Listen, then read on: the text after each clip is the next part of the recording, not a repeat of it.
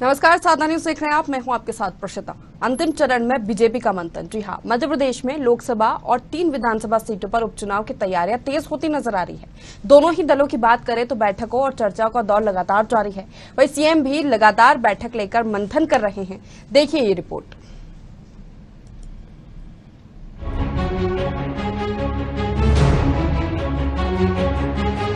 BJP निगम मंडल और आयोग में नियुक्तियों की कवायद तेज हो गई है। इसी मामले को लेकर सीएम शिवराज सिंह चौहान ने प्रदेश अध्यक्ष वीडी शर्मा और संगठन महामंत्री सुहास भगत से सीएम हाउस में चर्चा की। इस बैठक में उपचुनाव को लेकर चर्चा की गई, साथ ही नियुक्तियों को लेकर भी सहमति बनती दिखाई दी। अब बीजेपी का मंथन अंतिम चरण में पहुंचता दिखाई दे रहा है। ये जानकारी मिल रही है कि सीएम हाउस में हुई इस बैठक में सत्ता और संगठन में ओबीसी के साथ अनुसूचित जाति जनजाति के नेताओं की सक्रियता बढ़ाई जाएगी। इसी के साथ सिंधिया के समर्थकों को निगम मंडल और आयोग में एडजस्ट करने की प्रक्रिया तेज होगी। आपको यहां बता दें कि सिंधिया खेमे से पूर्व मंत्री इमरती देवी, गिरिराज दंडोतिया, इंदल सिंह कंसाना, रणवीर जाटव, पंकज चतुर्वेदी, रक्षा संतराम सिरोलिया, जसपाल सिंह जज्जी, मुन्ना लाल गोयल, ये ऐसे नाम हैं जिन्हें निगम मंडल में नियुक्ति दी जा सकती है। इन नेताओं को सत्ता में भागीदारी मिलना तय माना जा रहा है। सूत्रों की माने तो इस सप्ताह में ही निगम मंडल में नियुक्तियां होना तय माना जा रहा है। इस मामले पर प्रदेश प्रभारी पी मुरलीधर राव सूची पर अंतिम मुहर लगाएंगे। मुरलीधर राव 25 जुलाई को भोपाल भी आ रहे हैं। आपको बता दें कि इससे पहले सीएम की वीडी शर्मा के साथ रिजर्व बैठक में आने वाले नगरीय निकाय चुनाव पर चर्चा हो चुकी है। इसके पहले गिरिराज दंडोतिया ने भी सुहास भगत से मुलाकात की थी। वहीं आपको बता दें कि बीजेपी कई बड़े जिलों में कार्यकारिणी का गठन करने की तैयारी में भी है। इसमें भोपाल, ग्वालियर, रीवा और जबलपुर जैसे कई जिले शामिल है। हालांकि बीते दिनों जबलपुर में कार्यकारिणी का गठन कर दिया गया है।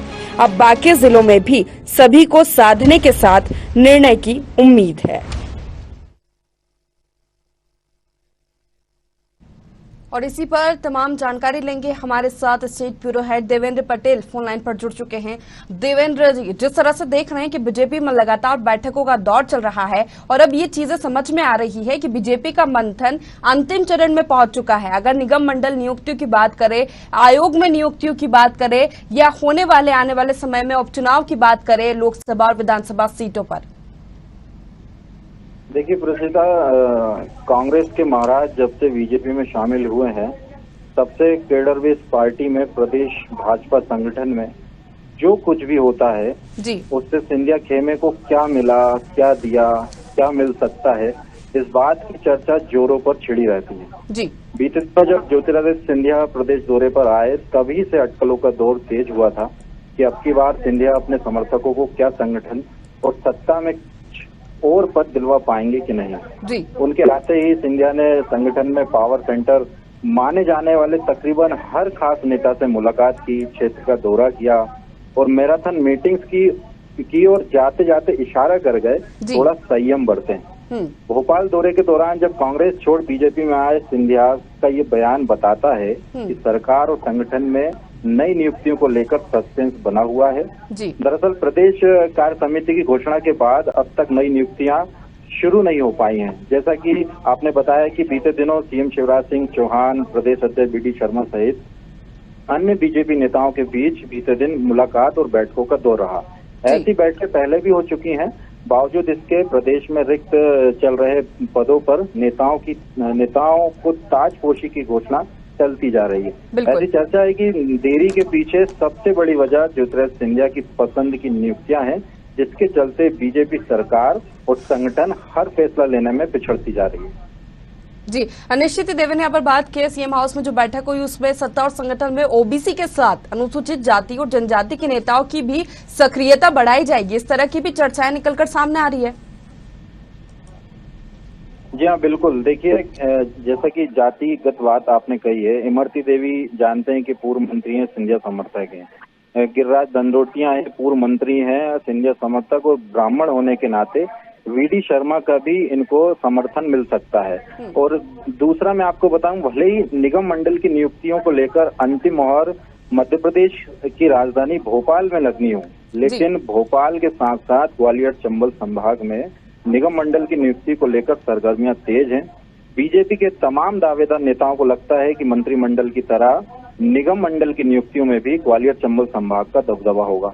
उसके पीछे सबसे बड़ा कारण है कि वर्तमान समय में बीजेपी के 3 बड़े नेता अंचल से आते हैं, चाहे वह प्रदेश अध्यक्ष वी.डी. शर्मा हो, राज्यसभा सांसद ज्योतिरादित्य सिंधिया हो या फिर केंद्रीय मंत्री नरेंद्र सिंह तोमर हो। ऐसे में राजनीतिक जानकार कहते हैं कि तीनों ही अपने अपने कार्यकर्ताओं को निगम मंडल में बैठाने को लेकर व्यवस्था करने में लगे हुए हैं।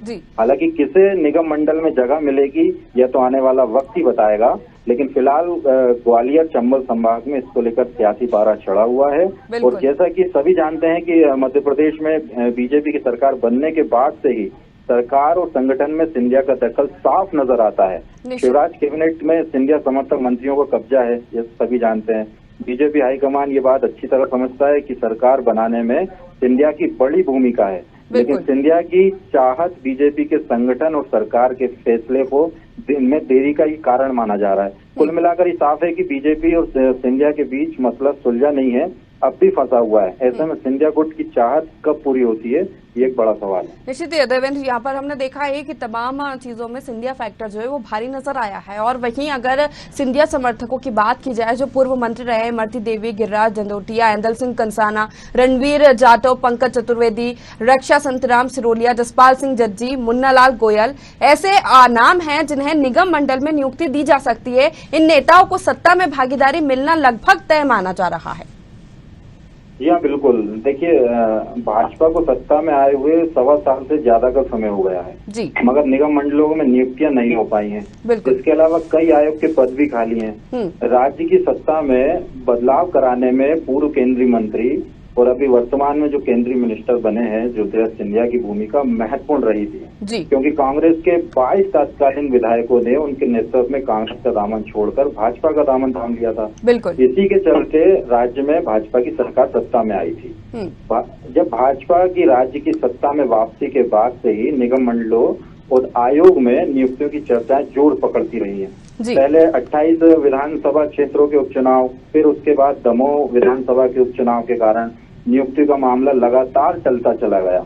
इतना ही नहीं, कई नेता अपने समर्थकों को निगम और मंडलों में नियुक्ति कराना चाहते हैं। इसको लेकर खींचातान भी चली।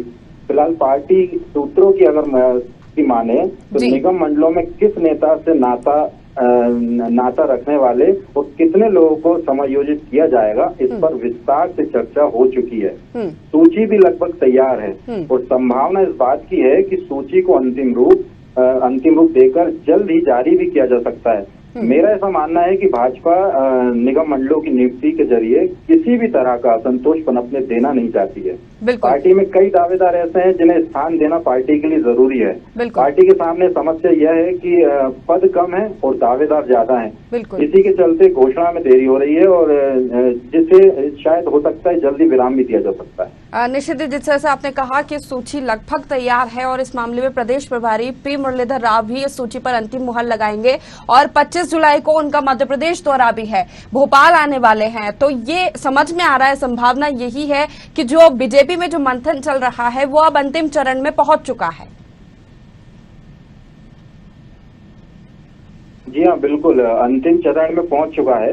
जैसा कि आपने बताया कि अभी शिवराज सिंह चौहान और वी.डी. शर्मा सहित अन्य नेताओं की अभी बैठकें भी हुई और देखा जाए तो अभी आगामी दिनों में 3 विधानसभा सीटों पर उपचुनाव की तैयारी से पहले बीजेपी निगम मंडल और आयोग की नियुक्तियां कर देना संभव, ऐसा माना जा रहा है। जैसा कि आपने बताया कि अभी 25 जुलाई को मुरलीधर राव भी भोपाल में आने वाले हैं। यानी कि ये साफ देखने में आ रहा है कि हो सकता है कि जो निगम मंडलों में नियुक्ति की घोषणा इसी सप्ताह में की जा सकती है, अगर मुरलीधर राव इस सूची से संतुष्ट होते हैं। हालांकि संतुष्ट क्या होते हैं, जब शिवराज सिंह चौहान, वी.डी. शर्मा बैठकर और सिंधिया तो पहले ही अपना इशारा कर चुके हैं कि उनके जो समर्थक हैं उनको कैसे एडजस्ट किया जाए। इसलिए मुरलीधर राव जब 25 जुलाई को भोपाल आएंगे तो हो सकता है कि वो भी सूची पर मोहर लगा दे और जल्द ही ये जो सूची है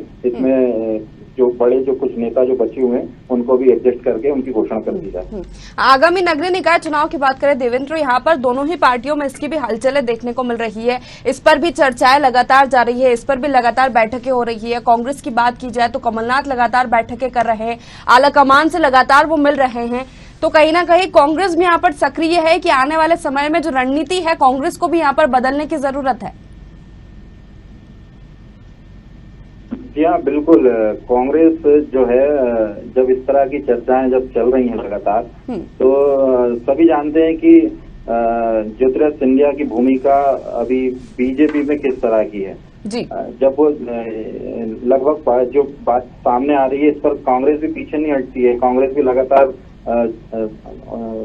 अपनी बात सामने रखती है और सिंधिया को किस नजर से देखती है ये तो भली बात ही सभी जानते हैं। बिल्कुल। और अगले जो, जैसा कि आपने बताया कि नगरीय निकाय चुनाव भी होना है और साथ में पंचायत चुनाव भी सर पर है, वो भी होना है, तो इन सबको देखते हुए जो है मतलब देखा जाए तो इसको लेकर शिवराज के लिए भी इतना आसान नहीं होगा कि ये सब नियुक्तियां हो भी जाएं और कोई गुटबाजी भी ना हो और सिंधिया भी खुश रहें और निगम मंडलों में सबको जगह मिले, इसलिए शिवराज सिंह चौहान के लिए भी इतना आसान नहीं होगा। बिल्कुल, आने वाले 2-3 दिनों में ही स्थितियां साफ हो सकती है, इस तरह की जानकारी मिल रही है। देवेंद्र जी बहुत बहुत शुक्रिया तमाम जानकारी देने के लिए, तमाम चर्चा के लिए। तो बीजेपी का मंथन अंतिम चरण में पहुंचता हुआ नजर आ रहा है। यहाँ पर प्रदेश प्रभारी पी मुरलीधर राव की बात की जाए तो 25 जुलाई को भोपाल आ रहे हैं और निगम मंडलों में नियुक्तियों की बात की जाए, आयोग में नियुक्ति की बात की जाए तो लगभग सूची तैयार मानी जा रही है और आखिरी मुहर लगनी बाकी है। मुरलीधर राव ही इस पर आखिरी मुहर लगाएंगे। और सिंधिया फैक्टर की बात की जाए तो हमेशा से ये बाहरी रहा है और इस समय भी देखने को मिल रहा है। तमाम तस्वीरें हमने दिखाई है और नेताओं के नाम भी बताए हैं कि जो पूर्व मंत्री रहे हैं उनको सत्ता में जगह मिल सकती है। तो आने वाले समय में स्थितियां साफ होगी। नगरीय निकाय चुनाव को लेकर भी पार्टी की तैयारियां जारी है। विपक्ष हो या सत्ता में जो पार्टी है, दोनों ही पार्टी लगातार बैठकें कर रही है। चर्चा का दौर दोनों में ही लगातार जारी है। तो फिलहाल के लिए इतना ही, लेकिन आप बने रहिए साधना न्यूज के साथ।